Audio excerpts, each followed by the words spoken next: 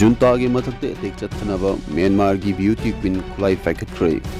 Kumja lising ani tara humdoida Thailand pangthokkiba Miss Grand International Beauty Pageant Myanmar gi mahut sinduna saruk yakhibi amasung sangdamnaba aduda beauty queen gi mingthol fangkrabi teta laibak adugi military junta gi mathakta akanba lan horiba protester singbu sawatuna khutlai paiba hokre.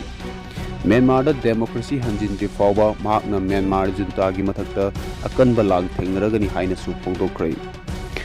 Thailand da pangthokkiba beauty pageant aduda contestant humfuga lamba tawmaduna makoi gi ahanbi beauty queen mingthol fangkrabi masagi chahi 39 rom surabi gymnastic ki instructor su oiri bi asina Myanmar gi border lamdam singda operate tawriba ethnic armed group sing da ngasi join tawkhibani.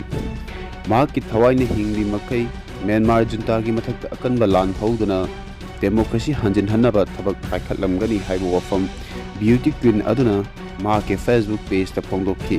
Hawjik asi Myanmar junta gi mathakta akanba lan thing chathabagi tanja adu laklei khulai paiba kalam paiba keyboard natraga pro democracy gi khongjing da sel gi mating pangba miyoi oirabasu akhoi khudingmangna Myanmar junta gi mathakta changseliba lanjang asida isa gi thongna phaba thudang amamam lawna bhonarasi matamdu khaktada akhoi revolution asi mai pakpangam gani haibu wafam beauty kin asina phongdokhi.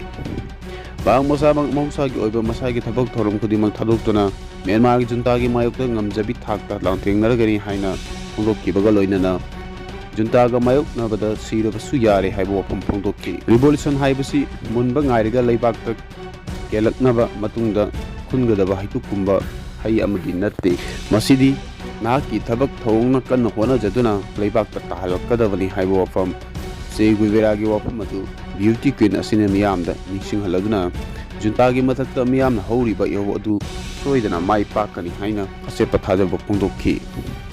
Century tangkai amarom hena Myanmar da military rule leirakhaba matungda aukiba sahi taragi matam sida Myanmar miyam na leibak adu da democracy gi laingak amagi da langthingna lakhibani.